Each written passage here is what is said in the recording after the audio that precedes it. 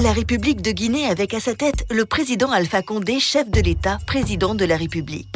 Avec l'idéologie, nous pouvons la promotion d'une culture puisant sa force et son inspiration dans les profondes valeurs de notre peuple, tout en assimilant positivement les apports extérieurs fécondants. Seul le président Alpha Condé, en moins de 10 ans, vous donne des infrastructures de développement qui répondent aux attentes des populations. Le président de la République, en moins de 10 ans, propose et suit une véritable politique de l'emploi. Une politique qui redonne espoir et dignité à la jeunesse des villes, des banlieues et des campagnes, car nous savons ce que vous attendez de l'État. Avec le dynamiteur, le président Alpha Condé, la Guinée continuera sa croissance entamée depuis 2010. Bienvenue dans la deuxième partie de cette émission. Vous le savez, on en parlait tout à l'heure de ces prétendus détournements de plus de 200 milliards. Nous allons y revenir, bien entendu. Vous nous écoutez un peu partout dans le monde, mais aussi à Mamou sur Fraternité FM. Merci de votre fidélité. Nous avons dit de continuer à réagir, bien entendu. Nous allons relayer vos messages à travers cette émission qui est aussi interactive. Nous allons partir sur la première plateforme 657 39 13 13. Nous partons avec Kouyaté, c'est Mamadou de Kouyaté qui nous écrit: ce pays est pillé sous toutes les formes. Il suffit de dire ce qui est en conformité avec la réalité pour avoir des ennemis. De l'autre côté, bienvenue au pays au pays où il faut se taire. Je pense que c'est ce qu'il veut dire. Nous partons avec cet autre bonjour à l'équipe et à tous les auditeurs des GG. C'est Bitoudi Fassa. Nous, on pensait qu'après toutes ces tueries, pour rester au pouvoir, ce régime allait pour une première fois lever le petit doigt pour nous ouvrir une enquête pour refroidir nos cœurs qui saignent des pillages et détournements d'un groupe de clans. Nous partons avec cet autre bonjour, Madame Hiro, et à tous. Dites à ceux qui veulent ternir l'image et la dignité de la dame qu'ils se trompent. Nous ne sommes pas naïfs. C'est Tonno de Kipé qui envoie ce message.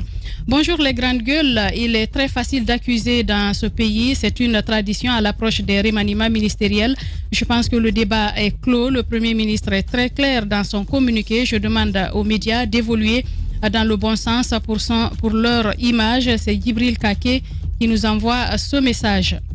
Nous partons avec cet autre. Bonjour les GG, je suis Albert depuis le Canada. Vous parlez bien de la corruption en Guinée, mais ça ne changera rien tant que les mentalités ne changent pas. Du courage.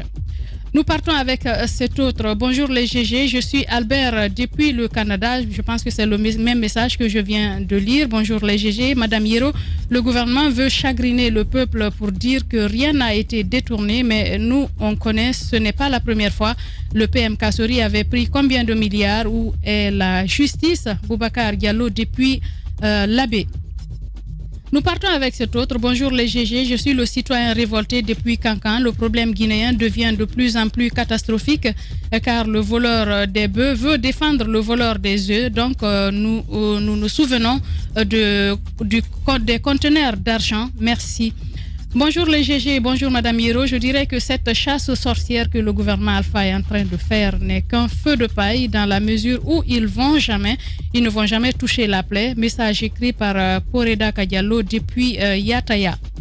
Bonjour les GG, bonjour à tous. Je suis Sebori. Les messages qui tombent en même temps, c'est compliqué. Amadou, est-ce que si on peut avoir d'autres messages sur d'autres plateformes, bien entendu, on va essayer de les relayer. Nous allons voir si Poutine a pu finalement nous faire parvenir les autres messages sur Twitter. Pas pour l'instant, donc on va essayer de voir sur d'autres plateformes s'il y a des réactions. Nous partons donc avec ce message. Bonjour, c'est Maki de Dar es Salaam qui nous écrit: le gouvernement ne veut pas la vérité car ils sont tous corrompus. Le régime actuel est le plus corrompu de tous, de tous les régimes que le pays a connus. Tout récemment, 40 milliards offerts par le président aux communicants du RPG ont été détournés. Le RPG est une machine à corruption. C'est Maki donc de Dar es Salaam qui nous envoie ce message. Nous partons avec cet autre. Bonjour les GG. L'une des meilleures façons de lutter contre la corruption dans une société frappée par une crise de morale, c'est faire appel à un cabinet d'audit international crédible et indépendant qui viendrait faire le travail. Ainsi, et tout sera clair. Nous partons avec cet autre. Bonjour la Lionne. des radios. Moi, c'est Saïdou Yaouki depuis Kindia parlant de Nabaya Gate. C'est comme ça qu'on hypothèque l'avenir de ce pays. Et on applaudit les bourreaux. Les enquêtes superficielles sont menées et au bout de 24 heures, on les blanchit. Il n'y a jamais de fumée sans feu. Je suis révoltée. Nous partons avec cet autre Aboubakar Bigop Kaba qui nous écrit aussi. Aboubakar Bigop Kaba, bonjour Madame Yero et à toute l'équipe. Le paradoxe dans ce pays, c'est de croire à la lutte contre la corruption. Un gouvernement sérieux devrait adopter la stratégie suivante, c'est-à-dire envoyer des inspecteurs financiers enquêter sur le dossier avant de faire une quelconque communication autour de ce prétendu détournement. C'est une démarche qui ne permet pas la conquête de la vérité. De toutes les façons, c'est utopique de croire que ce système a une volonté de lutter contre la corruption. Elle est devenue une endémie dans ce pays. Dieu sauve ce pays. Bonne journée à vous également. Du côté, nous parlons donc de Sinani à présent qui nous écrit. Bonjour Yaya et à toute l'équipe des GG. Dites aux comploteurs que nous sommes satisfaits dès lors que le gouvernement a fait un démenti sur ce fameux détournement lié à Madame la ministre Zainab. En tout cas, nous avons un gouvernement crédible et nous nous contentons donc des dires de ce gouvernement. Arrêtons de salir la réputation des bonnes personnes pour de simples règlements de compte. Que certains de nos sites guinéens s'inscrivent dans la vraie déontologie. Sinani du RPG qui nous écrivait à l'instant. Nous partons donc avec cet autre. Bonjour les GG. J'avoue que la corruption est devenue en Guinée un fait récurrent donc qui se passe au vu et au su de tout le monde. Il faut que le président change la méthode pour traquer les fautifs. Moi, c'est Moussa Baïmbo Bangoura depuis Carrefour canadien. Nous allons donc essayer de voir avec Vladimir Poutine qui se bat du mieux qu'il peut aussi du côté de Twitter. Bonjour les GG. Nous partons avec Youssouf Visionnaire Camara, hashtag espace GG. Bonjour les grandes gueules. Vraiment, ce pays est devenu le point culminant de détournement des fonds publics et il faudrait nous sortir de cette pièce. Que Dieu bénisse ce beau pays de mes ancêtres, monsieur le Visionnaire, donc Youssouf qui nous écrivait. Nous partons avec Moussa Kani, français Condé. Le gouvernement blanchit Dame Zainab et entend donc saisir la HAC pour interpeller le site qui est à la base de cette information. Et pendant ce temps, ce média est droit dans ses bottes et patatras. Le concerné a supprimé son poste prématuré et gargantuesque, truffé de fautes. Hashtag espace GG. Nous partons avec Mandian Diallo. Les chiffres de Guinée News ne suffisent pas pour prouver la culpabilité de Madame Nabaya. Ils auraient pu y joindre des rapports. Cela aurait pu donc éclairer la lanterne par ailleurs. Le gouvernement doit ouvrir une enquête au lieu d'infirmer ces accusations simplement. Nous partons donc avec cet autre. Bonjour à toute l'équipe. Soyons un tout petit peu véridiques dans ce pays. Comment voulez-vous qu'il y ait une authentification des choses sur ces dossiers, sur ce dossier de Zainab Nabaya au sein d'un gouvernement où Kaosori est le premier ministre. Il dit Kaosori, oncle Sori donc est le premier ministre. Bon vendredi à tous. Hashtag espace GG, c'est Ousmane le Noble qui nous écrivait. Nous partons avec un dernier. Bonjour les grandes gueules. Avec Mamadou Dia au Guinée, hashtag espace GG. À mon humble avis, ces affaires de détournement de 200 milliards, cette affaire, donc, il veut dire, est comme un poisson tiré dans un océan de corruption. Alors, si nous voulons lutter contre la corruption, on doit nécessairement donc s'attaquer aux gros éléphants qui se font messie de la Guinée. Wassalam.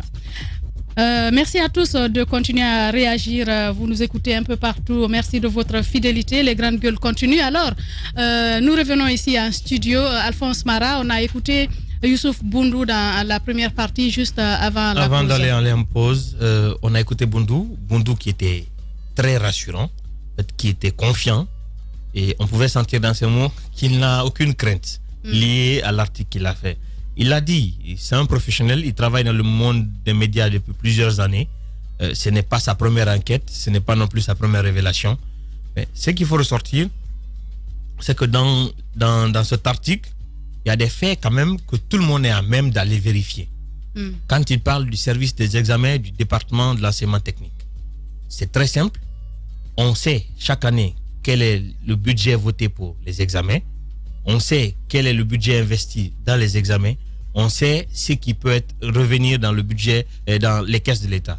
On se souvient, entre guillemets, du cas de K au carré, qui avait estimé un coût pour les examens, qui a fait une dépense et qui a ramené l'argent.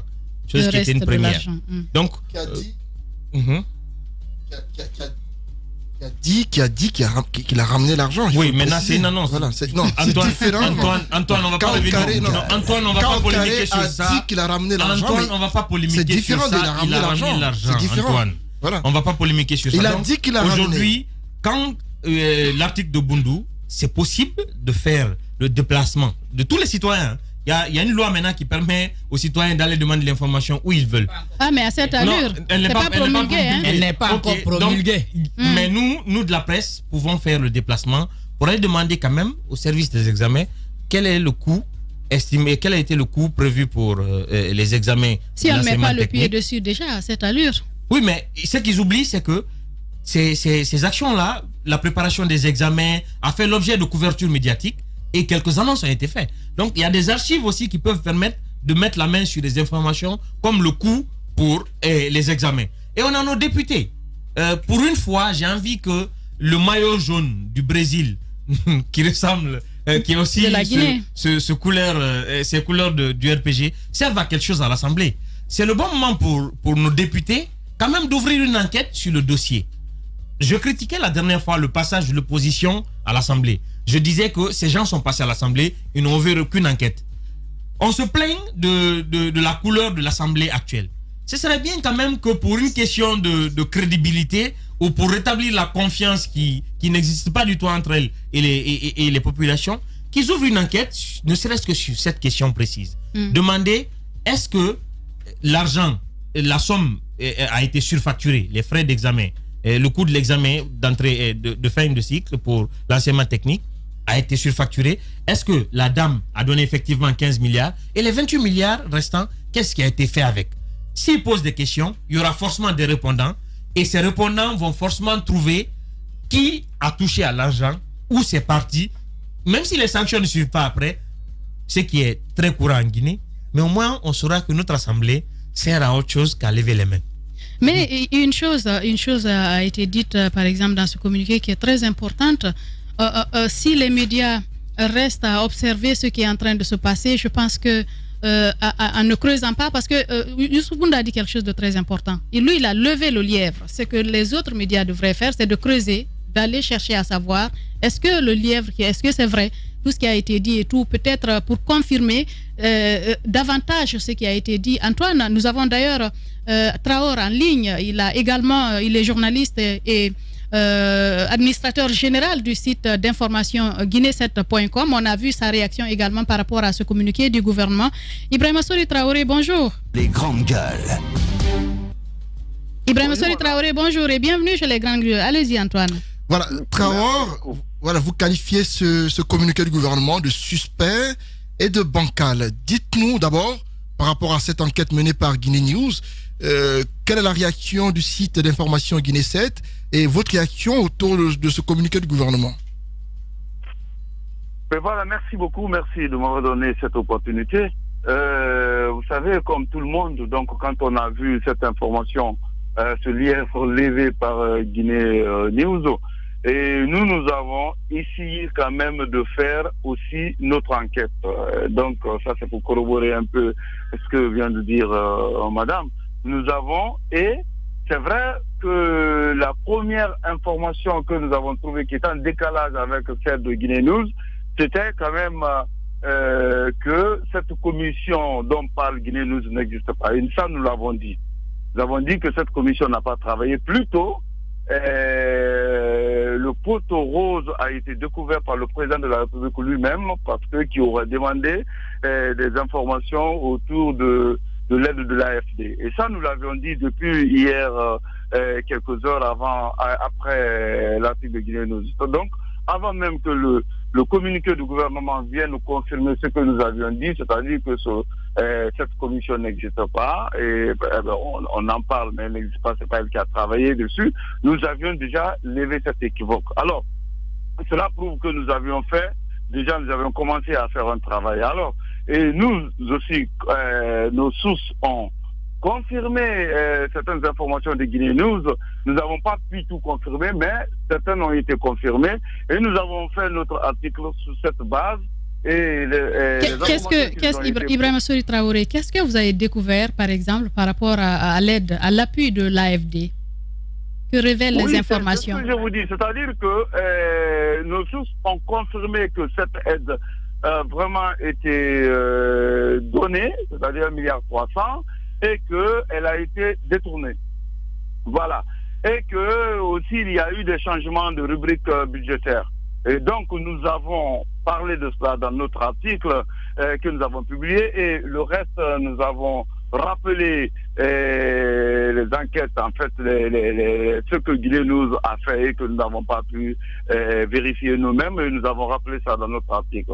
Ceci dit, alors, monsieur Ibrahim Sory Traoré, tout à l'heure vous disiez qu'hormis cette validation des fonds qui n'ont pas été utilisés à bon escient qui ont été décaissés par l'AFD, vous disiez également que vous aviez vérifié d'autres fonds, notamment quand elle était directrice DAF au ministère de l'Agriculture, DAF au ministère de la Santé. Est-ce que vous pouvez nous dire que, d'après vos sources, est-ce que ces informations aussi sont vérifiées? Nous n'avons pas pu les vérifier. Nous n'avons pas pu vérifier les informations relatives à son passage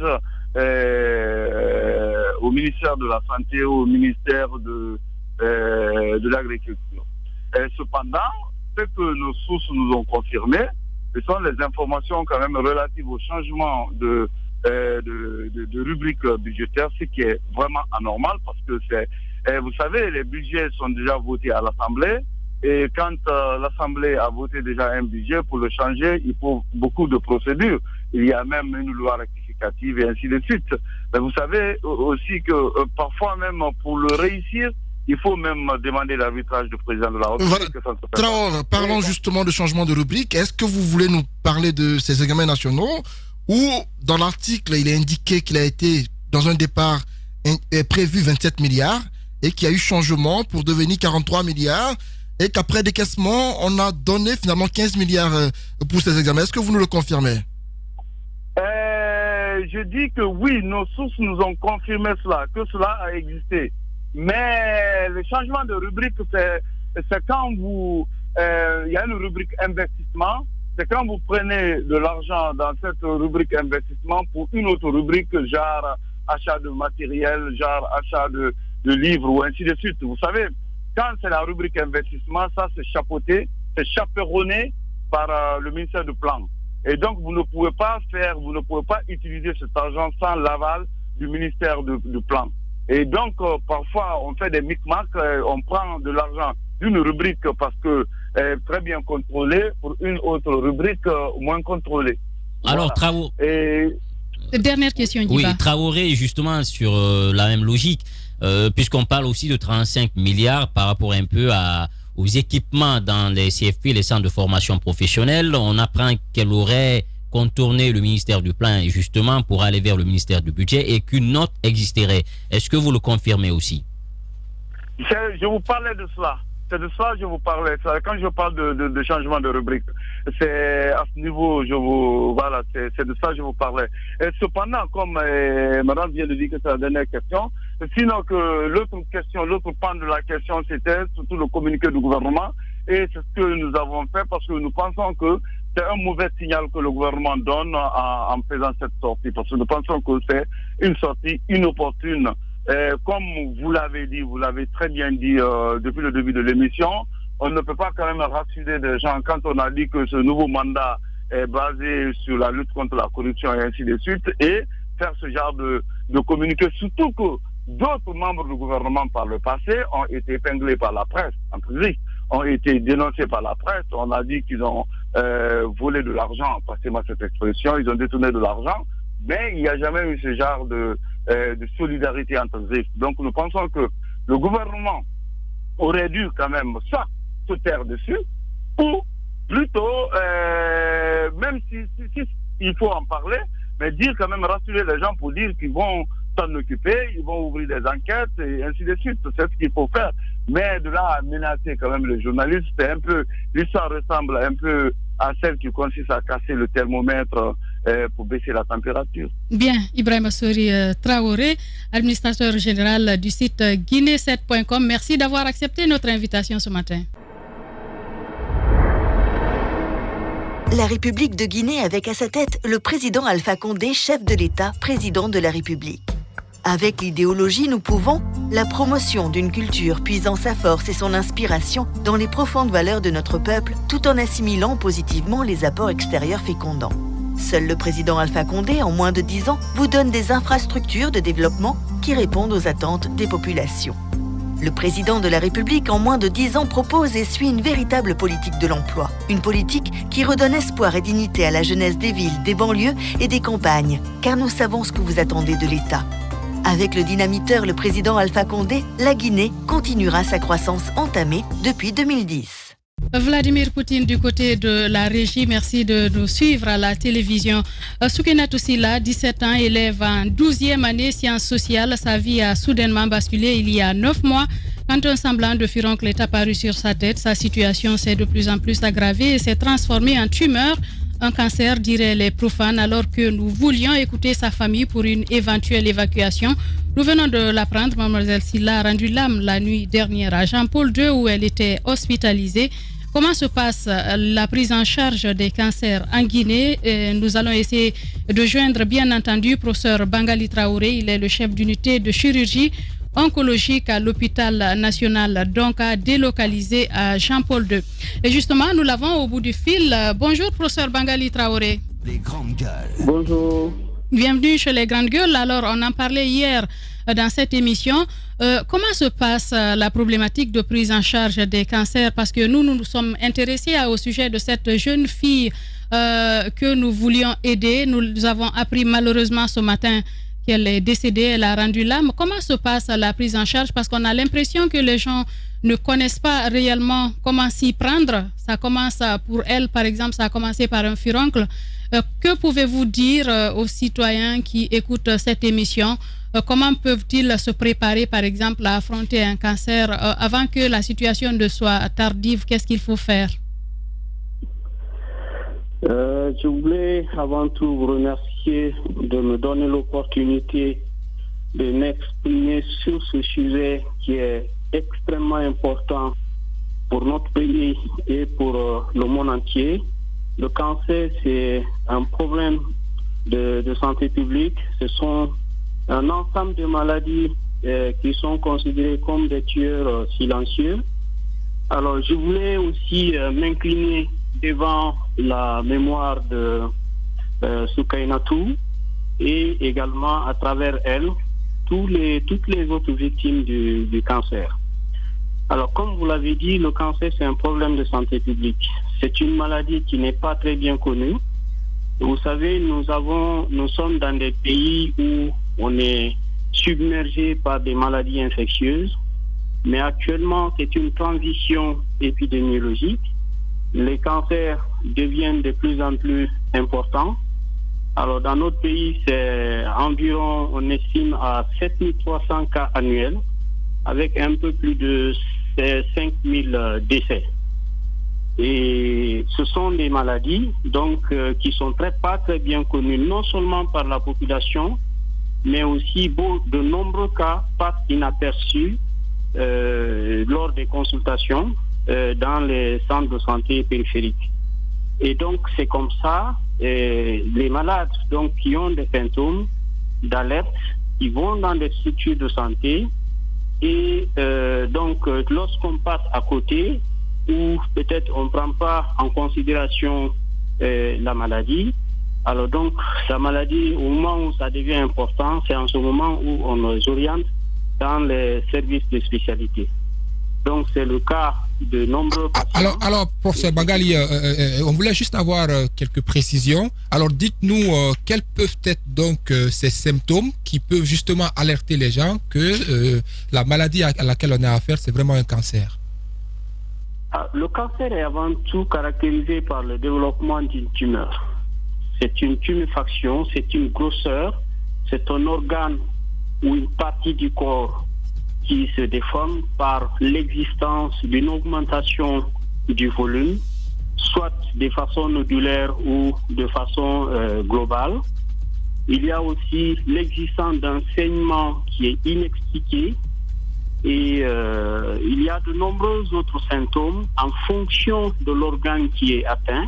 Lorsque sur une peau apparaît une ulcération qui ne cicatrise pas pendant plus de 3 semaines, lorsqu'il y a un saignement qui est inexpliqué, la présence par exemple d'un saignement, de la présence des selles du sang dans les selles, la présence de sang dans les urines, le fait que certains patients perdent la voix, c'est-à-dire qu'il y a une dysphonie, il y a un changement également de la voix, une toux chronique. Donc ça dépend de l'organe qui est atteint. Il n'y a pas non plus de symptômes spécifiques au cancer, ce qui fait que nombreux cas ne sont pas pris en compte ou passent inaperçus.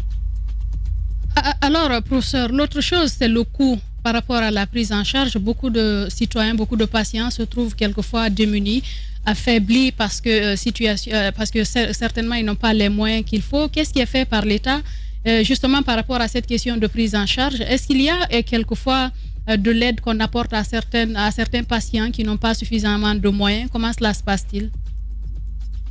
Alors, je ne peux pas parler à la place du ministère de la Santé ni de l'État, parce que l'État, c'est vous, c'est moi, c'est tout le monde. Mais en tant que premier responsable du service de l'unité d'oncologie chirurgicale à l'hôpital national d'Onka, et je crois que je suis bien placé pour parler des difficultés que vivent les patients. Alors, il y a d'abord un problème d'accessibilité géographique. Vous savez que les seuls services de cancérologie qui prennent en charge de manière holistique le cancer se trouvent à Conakry. Donc ceux qui ne sont pas à Conakry ont parfois du mal à accéder aux services de diagnostic et de soins. Donc il y a aussi des problèmes liés à l'accès au bilan. C'est-à-dire que le diagnostic, d'abord, ça réunit toute une batterie de bilans, d'examens, de radio, de biologie, d'examens de sang. Et ça, c'est très onéreux. Il y a aussi les médicaments anticancéreux. Il y a l'accès à la radiothérapie et également aux différentes méthodes de traitement chirurgical. Donc ça, c'est une série de traitements. Et un seul patient peut bénéficier de 4 ou 5, voire même 6 modalités de traitement du cancer. Donc, ce qui complique la prise en charge. Bien, professeur Bangali Traoré, chef de service chirurgie oncologique à l'hôpital national d'Onka, délocalisé à Jean-Paul II. En tout cas, merci d'avoir accepté de nous répondre à nos questions ce matin. Je vous en prie. Voilà, c'est comme ça qu'on arrive au terme de l'émission. Merci à tous les 5, merci à tous de nous avoir écoutés un peu partout dans le monde. Merci à toute l'équipe de la régie, Nala Sidibé, Mafata Sano, Alassane Diallo, Paputo, Vladimir Poutine. Merci à Madousso qui a réalisé cette émission du côté de la radio. Nous vous retrouvons bien entendu lundi avec un autre numéro. Bien entendu, c'est Lamine Girassi qui va piloter du lundi au jeudi. Au revoir.